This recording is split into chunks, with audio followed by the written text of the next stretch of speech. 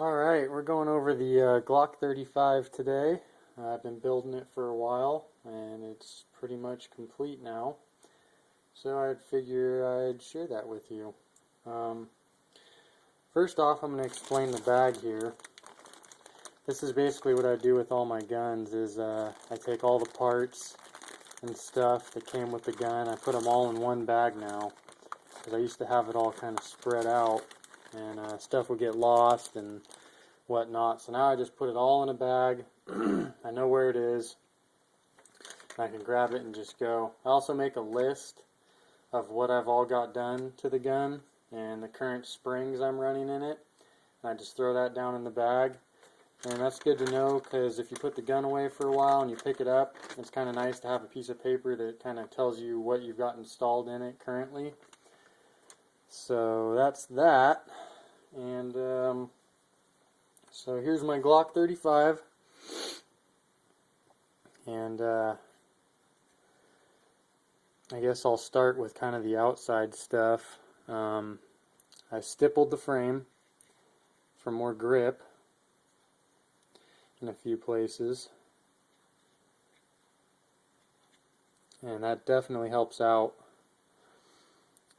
If you got sweaty hands, which the first time I shot this gun it was really hot out, and I realized just how slippery these guns can be when your hands are sweaty. So I stippled it, and it's a permanent modification, but it's really nice. It doesn't look too bad. And I also did a color fill. Here, the Glock sign, little Glock sign back here, and it's obviously got the magwell, Zev Technologies, with a 4.4 ounce slug to add some weight to the rear of the gun to balance it out a little bit. We'll go ahead and safety check it, even though we know it's safe. Nothing in there. And I also did some milling on the slide. I milled in some finger grooves up front. There and there.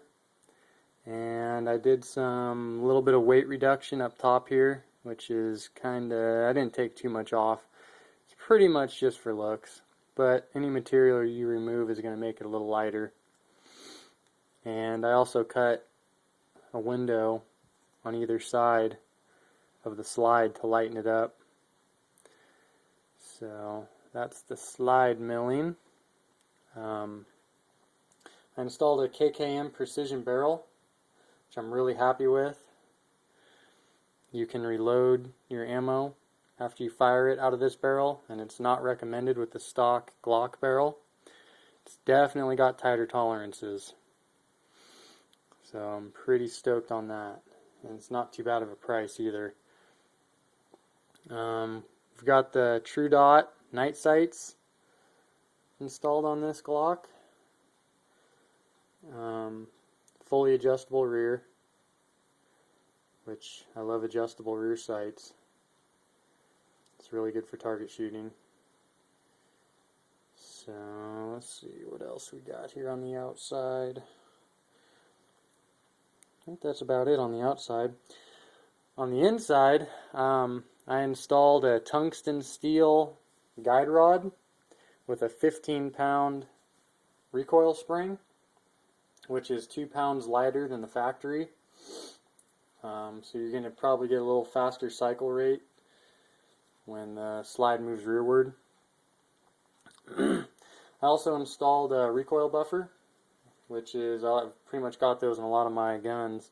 I'm a pretty big fan of them. I've never had any problems with them. I've heard of people having issues with jamming and the slide dropping when you slam the magazine in there and stuff like that. I've never had any of those problems with recoil buffers. But every gun's different, so I definitely like to run those. Just kind of saves on some wear and tear and supposedly reduces a little bit of recoil. Just a shock absorber is basically all it is. I've got the Fulcrum trigger kit installed and fully adjustable.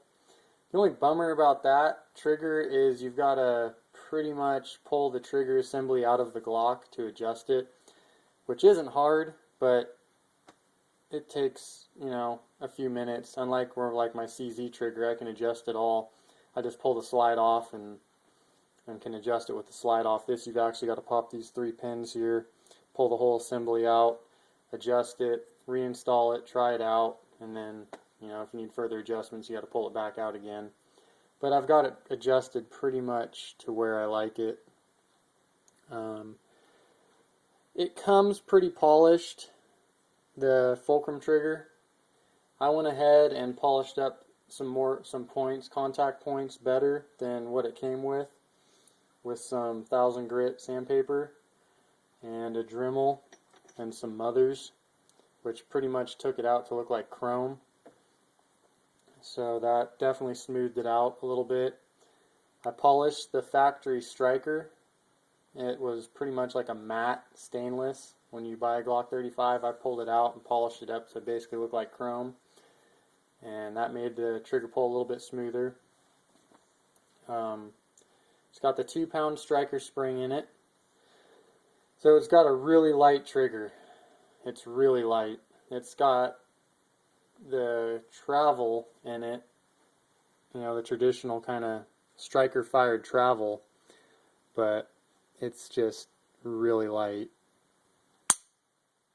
Okay, so that's that, and the reset is right there. So that's the trigger pull on this gun. And it's really nice. For a Glock, I don't think it gets too much better than that. Let's see, what else do I got done to this thing? I think that's just about it. Let's see.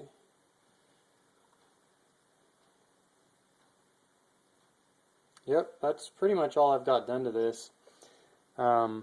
Shoots great. I love it. It's my first Glock. If I get another Glock, I'd like to try and get my hands on like a 17L, the long slide, the 6-inch barrel version. This is the Glock 35. It's 5.32 inches, and it replaced the Glock 24, I believe, which was the 6-inch version of the 40 caliber. And they did that basically just so it would fit in a box for competition. So, but yeah, other than that, it's a great gun. I really enjoy shooting it and enjoyed working on it. And I almost enjoy working on them as much as shooting them. Just kind of adding your own personal touches to it. Yeah, so that's about it. Any questions or comments, feel free to leave them. Thanks.